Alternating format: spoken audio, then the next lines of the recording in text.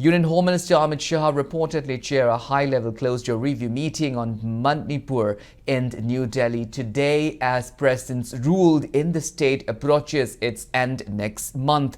According to officials, sources, the closed-door meeting attended by Governor Ajay Kumar Bhalla, Security Advisor Kuldeep Singh, Chief Secretary P.K. Goyal and DGP Rajiv Singh focused on the prevailing law and order situation, security preparedness and development measures in the violence-affected state. Though there is no official confirmation about the meeting yet, sources indicate that the meeting also focused on recent ground conditions, security development and initiatives for rehabilitations of affected communities.